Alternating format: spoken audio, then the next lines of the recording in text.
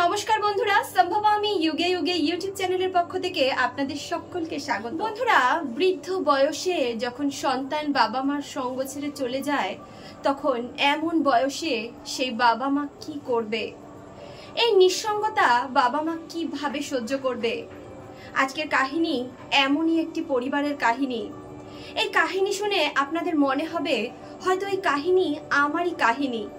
তাহলে চলুন আজকের এই কাহিনী শুরু করা যাক। অনুপমা দেবী শিলিগুড়ির এক কলেজের অধ্যাপিকা ছিলেন। তিনি 2 বছর আগেই কলেজ থেকে রিটায়ার করেছিলেন। তারপর থেকে তিনি নিজের পরিবারের সঙ্গে সুখে শান্তিতেই জীবন কাটাচ্ছিলেন। স্বামীর সঙ্গে তার সম্পর্ক খুবই ভালো ছিল। সারা দিন তারা একে অপরের সঙ্গে গল্প করতেন, সময় কাটাতেন। বৃদ্ধ বয়সে তারা দুজনে একে অপরের সুখ দুঃখের কথা আলোচনা করতেন। অনুপমা দেবীর ছেলে ও ছেলের বউ কলকাতায় থাকত। শিলিগুড়িতে অনুপমা দেবী ও তার স্বামী দুজনেই থাকতেন। কিন্তু হঠাৎই একদিন সকালে হৃদয়াঘাতের কারণে ঈশ্বর ওনার কাছ থেকে ওনার স্বামীকে কেড়ে নিলেন। জীবনসাথীর সঙ্গ ছেড়ে চলে যাওয়ার কারণে তিনি অন্তর থেকে ভেঙে পড়লেন। তারপর ছেলে ও ছেলের বউয়ের কথা মতো তাদের সঙ্গে কলকাতায় চলে এলেন। অনুপমা দেবীর মন পুরোপুরি ভেঙে গিয়েছিল। স্বামীর মৃত্যুর সঙ্গে সঙ্গেই ওনার 45 বছরের সুখী গৃহস্থ জীবন সমাপ্ত হয়ে গিয়েছিল। ছেলের কাছে চলে আসার পর তার আর দিন কাটতে চাইতো না।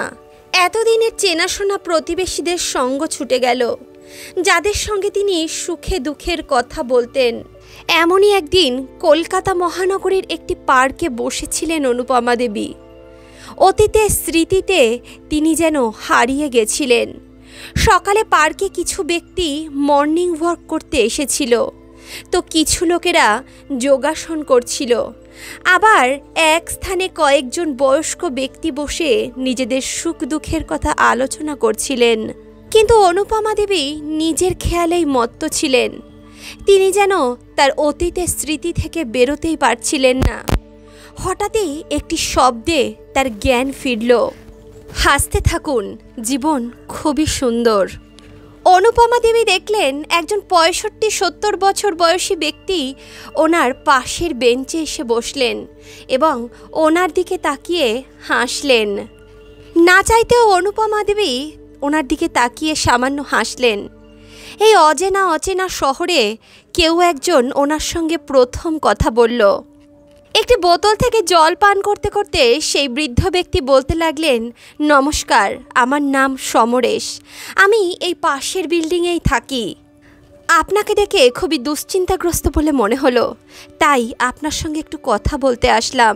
পুরনো দিনের কথাগুলো ভুলে যান, নতুন করে জীবনে এগোতে শিখুন।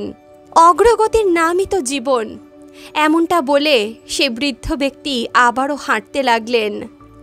সেই ব্যক্তি যাওয়ার পর অনুপমা দেবী মনে মনে বলতে লাগলেন, যাদের জীবনে কোনো দুঃখ নেই তাদের তো জীবন সুখময়ই মনে হবে।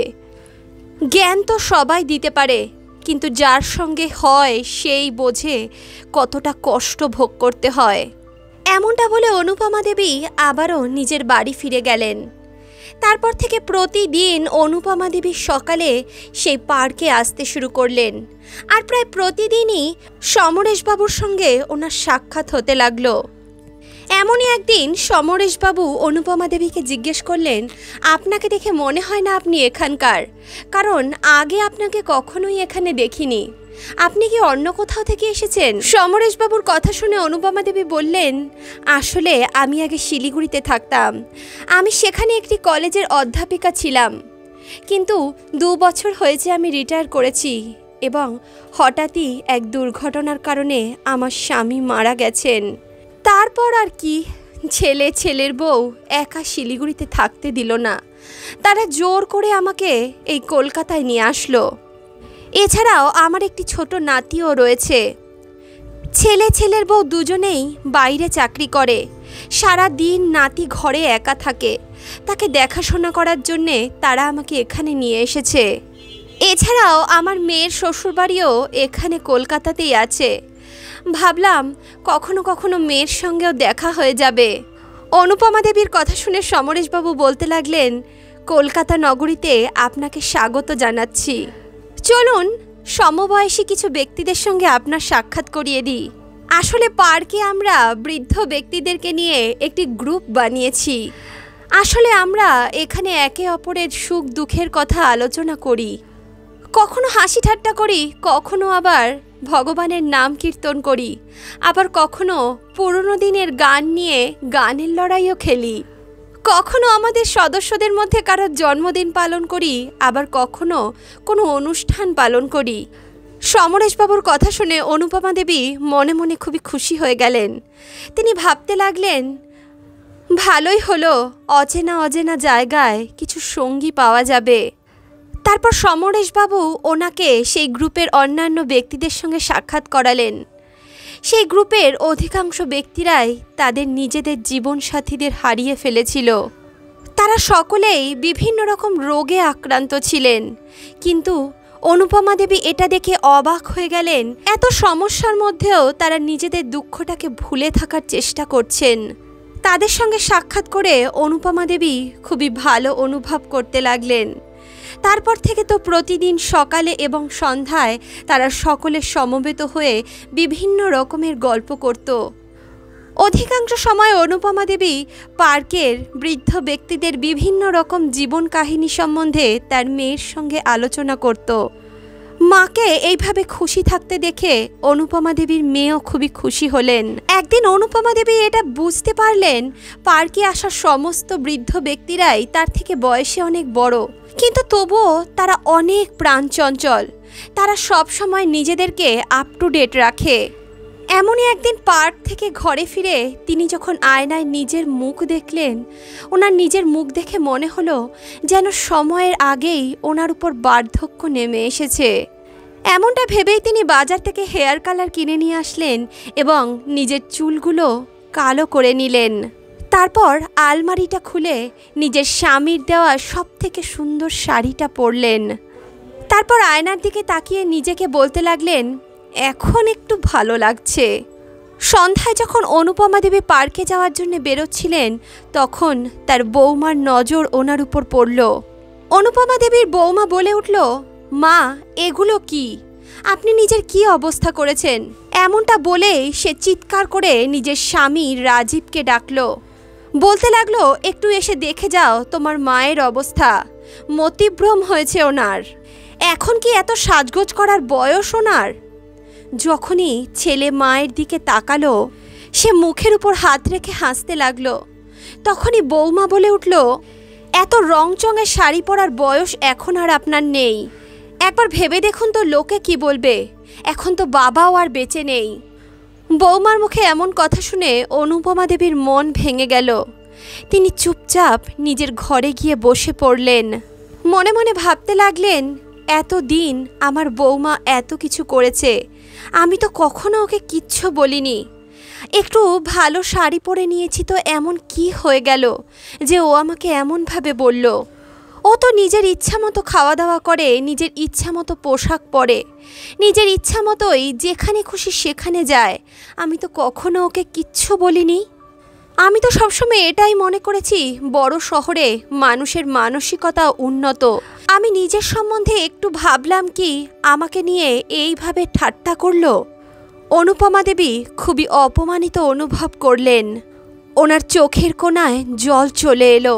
হঠাৎ করেই অনুপমা দেবীর মোবাইলে ওনার গ্রুপের সদস্যদের ফোন আসতে শুরু করলো।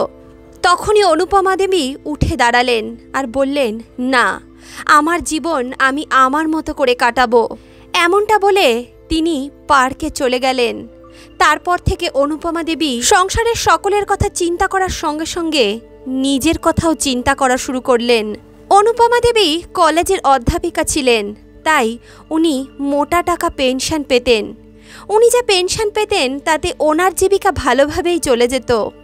এতদিন পর্যন্ত ওনার পেনশনের টাকা উনি সম্পূর্ণটা ধরে ওনার ছেলের হাতে দিয়ে দিতেন, কিন্তু এই মাসে উনি সেই টাকা নিজের উপর খরচা করলেন। পার্কে ওনার অনেক বান্ধবী হয়ে গিয়েছিল, তাদের সঙ্গেই তিনি মার্কেটে গিয়ে নিজের জন্য নিজের পছন্দ মতো বস্ত্র কিনে আনলো। কিন্তু বৌমার এই সমস্ত কিছু সহ্য হতো না। সে তার স্বামীকে বলতে লাগলো, তুমি মাকে কিছু বলো না কেন? দেখো তো কত উল্টোপাল্টা খরচা করে, পেনশনের একটা টাকাও তো আমাদের হাতে দেয় না। তারপরে উনি আসার পরে তো আমাদের খরচাও অনেক বেড়ে গেছে।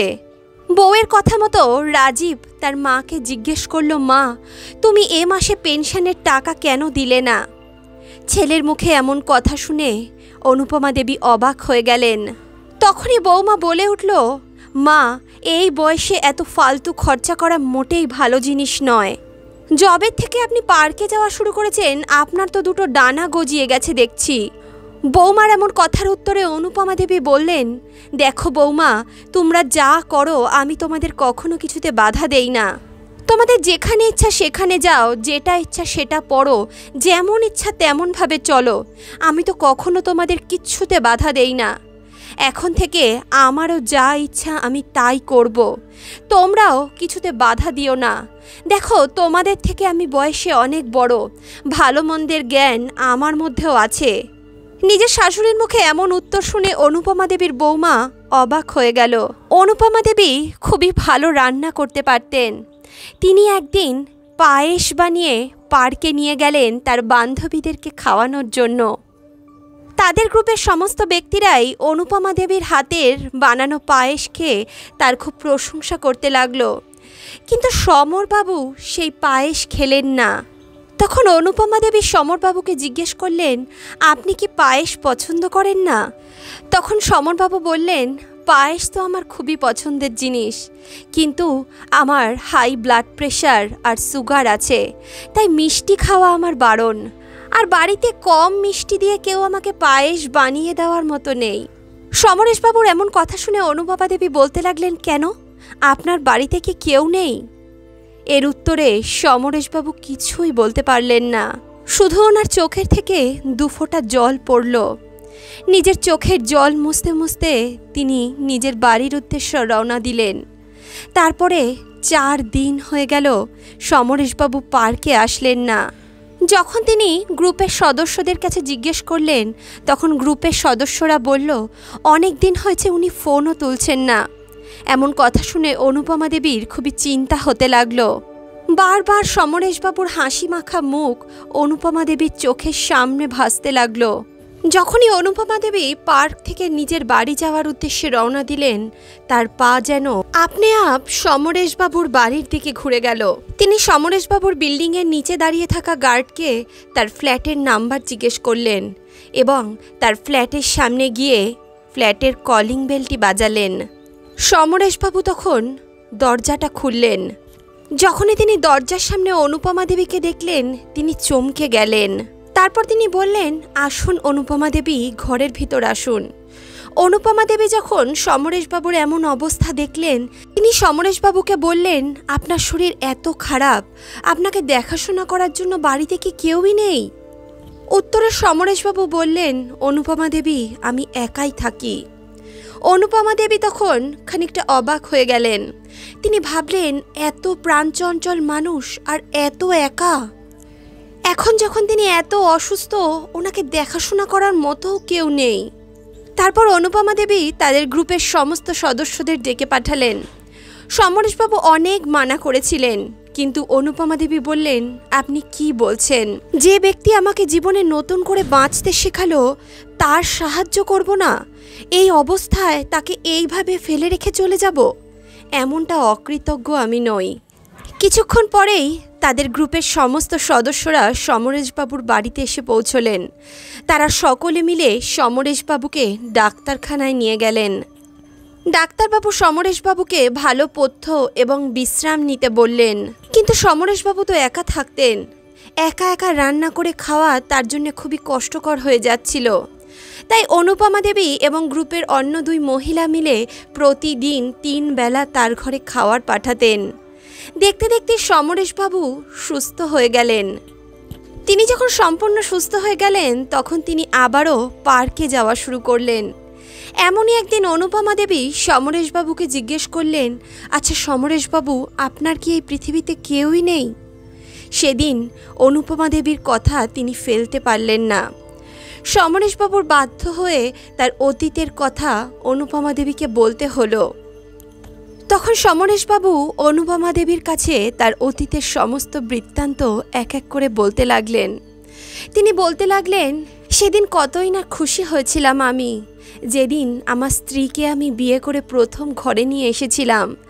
আমরা দুজনে মিলে কত সুখের স্বপ্ন দেখেছিলাম। জানেন তো অনুপমা দেবী, বিয়ের 15 বছর পরেও আমাদের কোনো সন্তান হচ্ছিল না। অনেক চিকিৎসা করার পর একদিন ঈশ্বর আমাদের উপর মুখ তুলে তাকালেন। আমাদের ঘরে একটি পুত্র সন্তানের জন্ম হলো। আমাদের এই ছোট্ট পরিবারে আমরা 3 জন খুবই সুখী ছিলাম, কিন্তু হয়তো বিধাতার আমার এই সুখ মঞ্জুর ছিল না। আমার ছেলের যখন 6 বছর বয়স ছিল তখনই আমার স্ত্রীর ক্যান্সার রোগ ধরা পড়ল। কিন্তু যখন তার এই রোগ ধরা পড়ল তখন আর কিছু করার ছিল না। অনেক চেষ্টা করেছিলাম জানেন, কিন্তু আমার স্ত্রীকে আমি বাঁচাতে পারিনি।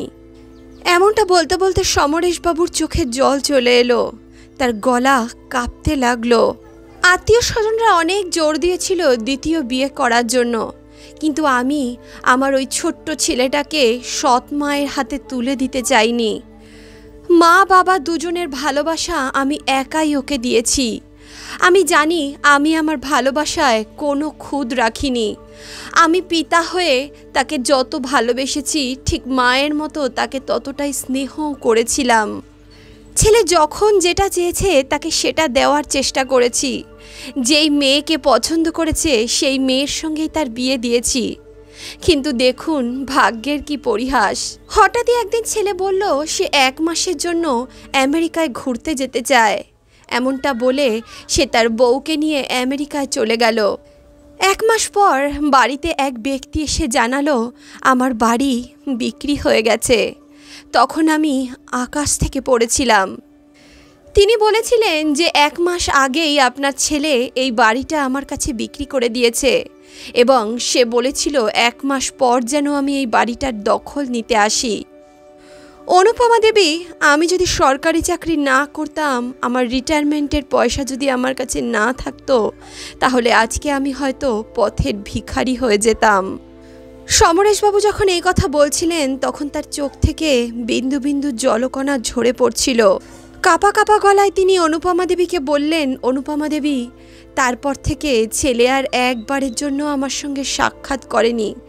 একবারের জন্য এটা জানার প্রয়োজন মনে করেনি তার বাবা কেমন আছে। আমার সরকারি চাকরির এফডির পয়সা যদি আমার কাছে না থাকতো তাহলে আমি যে কি করতাম আমি জানি না।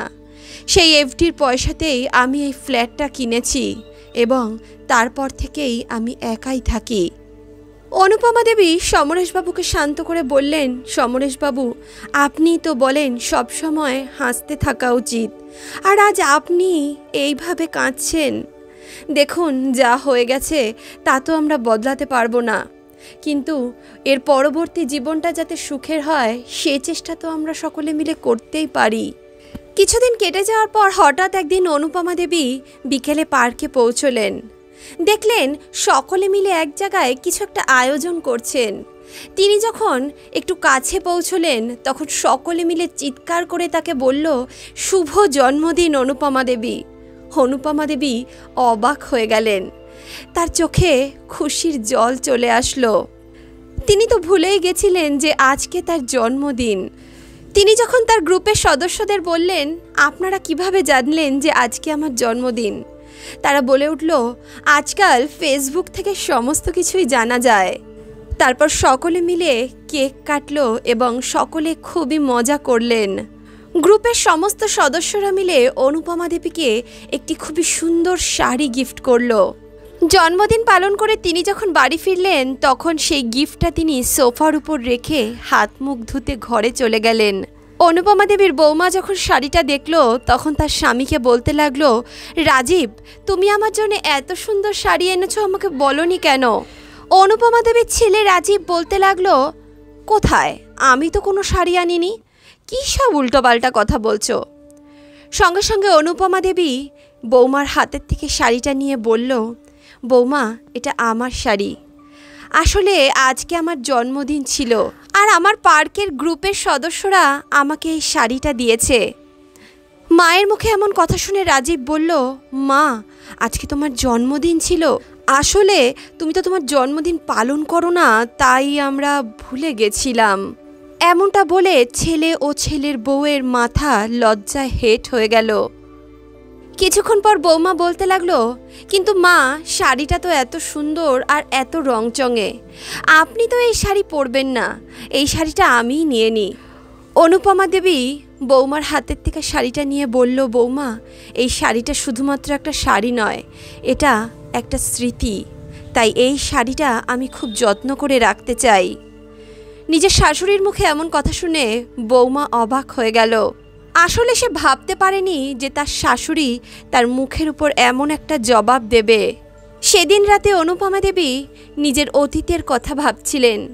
তিনি ভাবছিলেন, ছোটবেলায় যখন রাজীবের জন্মদিন হতো তখন সারা দিন আমি ওর জন্য বিভিন্ন রকমের রান্না করতাম, বিকেলে ওর বন্ধুদের ডেকে পার্টি দিতাম, কিন্তু এখন তো সে সমস্ত কিছুই সে ভুলে গেছে।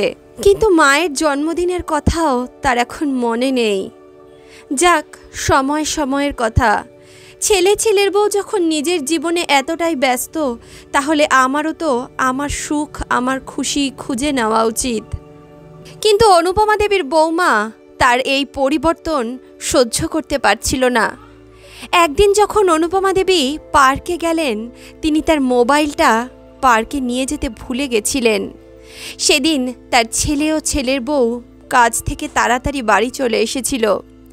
খাটের উপর মোবাইলটাকে দেখে অনুপমা দেবীর বৌমা সেই মোবাইলটাকে চেক করতে লাগলেন। চেক করতে করতেই তিনি দেখলেন যে তার শাশুড়ির ফেসবুকে অ্যাকাউন্ট আছে। সেখানে সমরেশবাবু ওনাকে শুভরাত্রি এবং শুভ সকালের মেসেজ পাঠাতেন।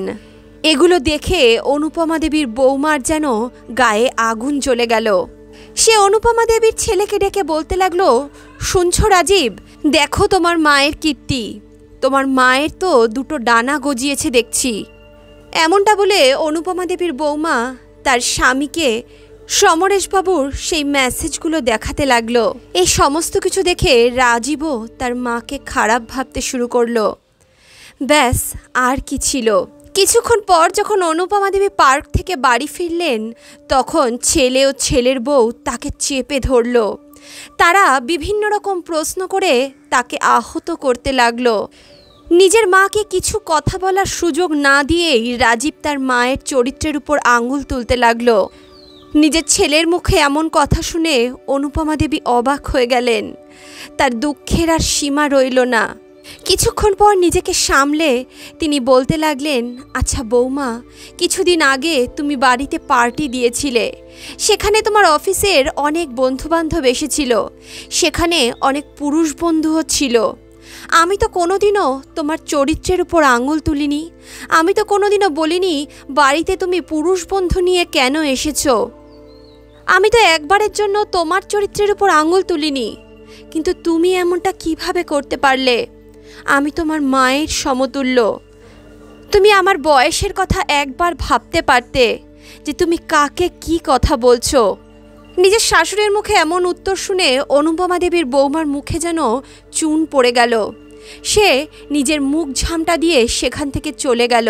পরদিন সকালে যখন ছেলে আর ছেলের বউ কাজে বেরিয়ে গেল, তখন নিজের নাতির জন্য রান্না করার উদ্দেশ্যে অনুপমা দেবী রান্নাঘরে গেলেন। নাতির জন্য রান্না বান্না করে তিনি যখন রান্নাঘর থেকে বেরিয়ে বাথরুমে গেছিলেন, হঠাৎই ওনার মাথাটা ঘুরিয়ে গেল এবং তিনি বাথরুমেই সজোরে পড়ে গেলেন। বাথরুমে এত জোরে আওয়াজ শুনে বাড়ির পরিচালিকা বাথরুমের দরজা ধাক্কাতে লাগলো। অনুপমা দেবী কোনো মতে বাথরুমের দরজাটি খুললেন এবং বাড়ির পরিচালিকা অনুপমা দেবীর হাত ধরে তাকে বিছানায় শুইয়ে দিলেন। তারপর সে অনুপমা দেবীর ছেলেকে ফোন করে বলল, দাদাবাবু, তাড়াতাড়ি বাড়িতে আসুন, মাসিমা পড়ে গেছেন এবং তার কোমরে খুব ব্যথা লেগেছে। এমন কথা শুনে অনুপমা দেবীর ছেলে তাড়াতাড়ি বাড়ি চলে আসলো এবং ডাক্তারকে খবর দেওয়া হলো। ডাক্তারবাবু বললেন অনুপমা দেবীর হাতে ফ্র্যাকচার হয়েছে এবং ডাক্তারবাবু তার হাতে প্লাস্টার করে দিলেন। অনুপমা দেবী কোমরেও জোরালো আঘাত পেয়েছিলেন, তাই তিনি খুব একটা চলাফেরাও করতে পারছিলেন না। সে কারণেই তিনি পার্কেও যেতে পারছিলেন না। 3-4 দিন কেটে গেল, অনুপমা দেবী পার্কে আসলেন না। গ্রুপের সমস্ত সদস্যরা অনুপমা দেবীকে ফোন করতে লাগলেন, কিন্তু অনুপমা দেবী এতটাই দুঃখিত ছিলেন যে তিনি কারোরই ফোন তুলতে চাইলেন না। অসুস্থতার কারণে তিনি যেহেতু পার্কে যেতে পারছিলেন না, তাই তিনি সারা দিন ঘরে একা একাই মনমরা হয়ে বসে থাকতেন, কারণ তার সঙ্গে দুটো কথা বলারও কেউ ছিল না। ছেলের বউ একদিনের জন্য কাজের থেকে ছুটি নেওয়ার প্রয়োজন বোধ করেনি। বৃদ্ধ বয়সের একাকিত্ব, নিঃসঙ্গতা তাকে যেন কুড়ে কুড়ে খাচ্ছিল। তারপর থেকে তিনি সব সময় মনমরাই থাকতে শুরু করলেন। হঠাৎই একদিন বিকালবেলা কলিং বেল বেজে উঠল। অনুপমা দেবীর পরিচালিকা ঘরের দরজা খুলে দেখল কয়েকজন বৃদ্ধ ব্যক্তি দরজার সামনে দাঁড়িয়ে আছে। ঘরের ভেতর থেকে অনুপমা দেবী বলতে লাগলেন, "কি রে কমলা, কে এসেছে?" এমনটা বলতে বলতে অনুপমা দেবী যখন ঘরের থেকে বাইরে বেরিয়ে এলেন, তিনি দেখলেন তার পার্কের গ্রুপের সমস্ত সদস্যরা তার সঙ্গে দেখা করতে এসেছেন। তাদের মধ্যে কারো হাতে ফুল ছিল, কারোর হাতে জিলিপি ছিল, আবার কারোর হাতে সিঙারা ছিল। তারা সকলে অনুপমা দেবীর সঙ্গে সাক্ষাৎ করতে এসেছিলেন। তাদেরকে দেখে অনুপমা দেবীর মনে হলো অনেক দিন পর যেন কোনো কাছের মানুষকে তিনি পেয়েছেন। তারপর তারা সকলে মিলে অনেক গল্পগুজব করলেন। অনুপমা দেবীর অসুস্থ শরীর যেন এক মুহূর্তে সুস্থ হয়ে গেল। দেখতে দেখতেই 1 ঘন্টা কেটে গেল। তারা সবাই মিলে খুব মজা করতে লাগলেন, অনেক গল্পগুজব করতে লাগলেন। কিন্তু অনুপমা দেবীর মনে মনে একটু ভয়ও হচ্ছিল। তিনি বারবার ঘড়ির দিকে তাকাচ্ছিলেন আর ভাবছিলেন, এক্ষুনি তো ছেলে আর ছেলের বউ চলে আসবে। ওরা যদি এদেরকে বাড়িতে দেখে নেয় তাহলে আমাকে কত না কথা শোনাবে। তিনি মনে মনে এটাই ভাবছিলেন। সঙ্গে সঙ্গে ঘরের দরজা খুলে ছেলে ও ছেলের বউ ঢুকলো। বৌমা যখন ঘরে ঢুকে দেখল যে পার্কের সমস্ত বয়স্ক ব্যক্তিরা অনুপমা দেবীর সঙ্গে সাক্ষাৎ করতে এসেছে, তখন সে চুপচাপ নিজের ঘরে ঢুকে পড়ল। তারপর সবাই যখন বাড়ি ফিরে গেল, তখন সে অনুপমা দেবীকে বলতে লাগলো, "দেখুন মা, এটা আমার ঘর, কোনো ধর্মশালা নয় যে আপনি যখন যাকে পারবেন তাকে এখানে নিয়ে আসবেন। এছাড়াও আপনি তো অসুস্থ ছিলেন, কিছুদিন আগেও তো বিছনা থেকে উঠতে পারছিলেন না, আর এখন কি সুন্দর ওদের সঙ্গে বসে বসে হাহাহিহি করছিলেন। আমাদের সামনে তো ব্যথার নাটক করেন, আর আমাদের পেছনে নিজের বন্ধুদেরকে এনে পার্টি করেন। আরে কিছু তো লজ্জা করুন, আপনার এই স্বভাবের জন্য আমার ছেলে বিগড়ে যাবে।" বৌমার মুখে এমন কথা শুনে অনুপমা দেবী কোনো উত্তর দিলেন না। তিনি চুপচাপ খাটে এক পাশ ফিরে শুয়ে রইলেন। তার চোখ দিয়ে অনবরত জল গড়িয়ে পড়ছিল। এটা তার কষ্টের নিস্তব্ধতা ছিল। তিনি মনে মনে ভাবছিলেন, এখন যদি আমার স্বামী বেঁচে থাকতেন, কারোর সাধ্য ছিল না আমাকে এমনটা বলে। দেখতে দেখতেই সময় অতিবাহিত হতে লাগলো। 1.5 মাস পরে অনুপমা দেবীর প্লাস্টার কাটা হলো। তারপর তিনি আস্তে আস্তে আবারও পার্কে যেতে থাকলেন। পার্কে যাওয়া শুরু করার পরে তার মনটা একটু ভালো হতে লাগলো। কিন্তু দিন দিন অনুপমা দেবীর বৌমার অত্যাচার যেন বেড়েই চলেছিল। কথায় কথায় সে অনুপমা দেবীকে অপমান করত, বিভিন্ন রকমভাবে তাকে কথা শোনানোর চেষ্টা করত। এদিকে ছেলে সব কিছু দেখেও চুপচাপ সব কিছু শুনত। মায়ের হয়ে একটা কথাও সে তার বউকে বলতো না। না তিনি স্বাধীনভাবে কিছু খেতে পারতেন, না তো স্বাধীনভাবে কোথাও যেতে পারতেন, না তার স্বাধীনভাবে কিছু পড়ার অধিকার ছিল। সব সময় লাঞ্ছনা গঞ্চনার শিকার হতে হতো তাকে। এমনভাবেই চলতে লাগলো দিনের পর দিন। একদিন অনুপমা দেবী মনে মনে ভাবতে লাগলেন, ব্যাস আর নয়, আমি এই লাঞ্ছনা গঞ্জনা আর সহ্য করব না। জীবনের শেষ মুহূর্ত তো চলেই এসেছে, জানি না কবে জীবনের এই প্রদীপ নিভে যাবে, কিন্তু যতদিন বেঁচে আছি ততদিন আমি নিজের জন্যে বাঁচতে চাই। আমার যেটা ইচ্ছা হবে আমি সেটা করব। এমনটা ভেবেই তিনি ছেলে আর ছেলের বউ মোহ ত্যাগ করলেন এবং কিছু দূরেই একটি ফ্ল্যাট নিলেন। ছেলে যখন মাকে আটকাতে চাইল, তখন অনুপমা দেবী বললেন, দেখ বাবা, আমি এই বয়সে কারোর উপর বোঝা হয়ে থাকতে চাই না। বৌমা মুখ ঝামটা দিয়ে বলতে লাগলো, হ্যাঁ, আপনার তো পাখা গজিয়েছে, এখন তো আপনি স্বাধীনভাবে খোলা আকাশে উড়ে বেড়াতে চান। বৌমার কথায় রাগ করার বদলে অনুপমা দেবী বলতে লাগলেন, হ্যাঁ বৌমা, তুমি একদম ঠিক বলছো। আমি এখন নিজের জীবনটা নিজের মতো করে বাঁচতে চাই। তারপর তিনি নিজের জিনিসপত্র গুছিয়ে নিজের ফ্ল্যাটে চলে গেলেন। অনুপমা দেবীর পেনশনের টাকায় ওনার ভালোভাবেই চলে যেত। এখন অনুপমা দেবী নিজের জীবন সুখে শান্তিতে অতিবাহিত করতে লাগলেন। মাঝে মধ্যে তার ছেলে আর নাতি তার সঙ্গে সাক্ষাৎ করতে আসতো, কিন্তু বৌমা কখনোই তার শাশুড়ির সঙ্গে দেখা করতে আসেনি। সে একবারও এটা ভাবেনি যে যাই মায়ের সঙ্গে একদিনের জন্য দেখা করে আসি, সে কেমন আছে, কিভাবে খাচ্ছে, কিভাবে পড়ছে, একটু দেখে আসি। অধিকাংশ সময় পার্কের সমস্ত সদস্যরা অনুপমা দেবীর বাড়িতে আসতেন এবং বিকেলের চা পান করতেন। তারা সকলেই খুব আনন্দে গল্পগুজব করে সময় কাটাতো। নিজের একা থাকার কথা অনুপমা দেবী তার মেয়েকেও জানালেন। অনুপমা দেবীর মেয়ে প্রথম এটা জেনে তো খুবই দুঃখ পেলেন। তিনি ভাবলেন এই বৃদ্ধ বয়সে মাকে একা থাকতে হচ্ছে। পরক্ষণেই সে এটা ভেবে নিজের মনকে সান্ত্বনা দিল যে আমার মা এখন নিজের জীবন স্বাধীনভাবে অতিবাহিত করতে পারবে। তার যেমন ইচ্ছা সে স্বাধীনভাবে সেই সমস্ত কাজ করতে পারবে। এমনই একদিন সকালবেলা অনুপমা দেবীর ফ্ল্যাটের কলিং বেলটা বেজে উঠল। অনুপমা দেবী যখন দরজা খুললেন তখন তিনি দেখলেন তার দরজার সামনে তার ছেলে আর ছেলের বউ দাঁড়িয়ে আছে। অনুপমা দেবী কিছু বলার আগেই ছেলের বউ তরতরিয়ে ঘরে ঢুকে বলতে লাগলো, মা, আপনি লজ্জা শরমের মাথা খেয়ে বসেছেন। জানেন সোসাইটিতে আপনাকে নিয়ে কত খারাপ খারাপ কথা হচ্ছে। আপনি একটু পরিষ্কার করে বলুন তো আপনার আর সমরেশবাবুর মধ্যে কি সম্পর্ক। তখনই অনুপমা দেবী উত্তর দিলেন, দেখো, আমি জানি না পাড়ার লোক বা সমাজের লোক আমাকে কি বলছে।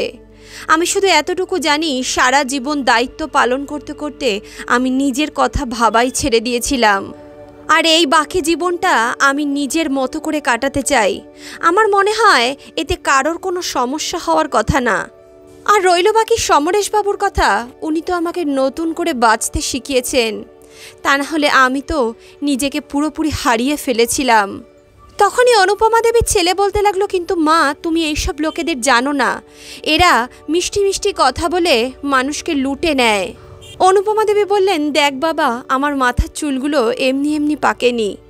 এতটুকু বয়স আমার হয়ে গেছে যে আমি বুঝতে পারি যে কে আমার ভালো চায় আর কে আমার খারাপ চায়। এছাড়াও যাকে নিজের লোকেরাই কষ্ট দেয় সে আবার অন্যের কাছ থেকে প্রতারিত হওয়ার ভয় কিভাবে পাবে। হঠাৎ করেই অনুপমা দেবী বলতে বলতে সমরেশবাবু ঘরে ঢুকলেন। সমরেশবাবুকে এইভাবে ঘরে ঢুকতে দেখে অনুপমা দেবীর ছেলে ও ছেলের বউ অবাক হয়ে গেল। যখনই সমরেশবাবুকে দেখে তারা ঘর থেকে বাইরে বেরিয়ে যেতে লাগলো, তখনই সমরেশবাবু অনুপমা দেবীর ছেলেকে ডেকে বললেন, বাবা, অনুপমা দেবী লজ্জা পাওয়ার মতো কোনো কাজ করেননি, বরঞ্চ লজ্জা তো তোমাদের পাওয়া উচিত। তোমরা নিজের মাকে চিনতে পারলে না। কারোর চরিত্র মন্থন করার আগে তোমরা একবারের জন্য ভাবো না। তুমি জানতে চাও তোমার মা কি করছেন? যখনই সমরেশবাবু এমনটা বলতে চাচ্ছিলেন তখনই অনুপমা দেবী ওনাকে চুপ করতে বললেন, কিন্তু সমরেশবাবু মোটেই চুপ করার ব্যক্তি ছিলেন না। তিনি বলতে লাগলেন, পার্কের আশেপাশে অনেক বস্তি আছে। প্রতিদিন যখন আমরা পার্কে যাই তোমার মা সেই বস্তির ছোট ছোট বাচ্চাগুলোকে নিয়ে তাদের পড়াশোনা শেখান। সেই বাচ্চাগুলো অর্থের অভাবে পড়াশোনা শিখতে পারছে না, ভুল কাজে চলে যাচ্ছে, নেশা করছে, খারাপ কাজে লিপ্ত হচ্ছে। তোমার মা এমন একটা স্কুল খুলতে চান যেই স্কুলে এই সমস্ত বাচ্চাদের বিনা পয়সায় শিক্ষা দেওয়া যায়। তার জন্যেই তিনি বিভিন্ন এনজিওর সঙ্গেও সাক্ষাৎ করেছেন। আর আমরা এই বিষয় নিয়ে আলোচনা করার জন্যেই মাঝে মধ্যে সাক্ষাৎ করে থাকি। এমনটা বলেই সমরেশবাবু অনুপমা দেবীর হাতে একটি কাগজ তুলে দিয়ে বললেন, অনুপমা দেবী, আমাদের স্বপ্ন সার্থক হতে চলেছে। একটি এনজিও আমাদেরকে অর্থ দিয়ে সাহায্য করার জন্য রাজি হয়ে গেছে। তারপর সমরেশবাবু অনুপমা দেবীর ছেলেকে বলতে লাগলেন, আমি অবাক হয়ে যাচ্ছি তোমাকে দেখে।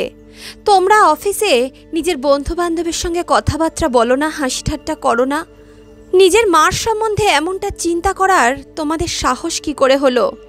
তোমরা জানো না তোমাদের মা কত মহান কাজ করতে চলেছেন। আজকে তোমার মায়ের স্বপ্ন পূরণ হওয়ার সময় এসেছে। তিনি গরিব বাচ্চাদের সাহায্য করার জন্য যে উদ্যোগ নিয়েছেন সেই উদ্যোগ সফল হতে চলেছে। আজকে তোমার মতো সন্তানকে দেখে আমি মনে করি ভালোই হয়েছে আমার ছেলে আমাকে অনেক আগেই ছেড়ে চলে গেছে। যখন তোমার মা তোমাদের স্বাধীনতার উপর কোনো অঙ্কুশ লাগাননি, তাহলে তোমরা কিভাবে করলে এমনটা?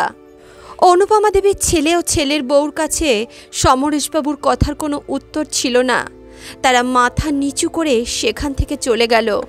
সমরেশবাবুকে এত রেগে যেতে দেখে অনুপমা দেবী বললেন, সমরেশবাবু বাদ দিন এসব কথা, বসুন, আমি আপনার জন্য চা বানাচ্ছি।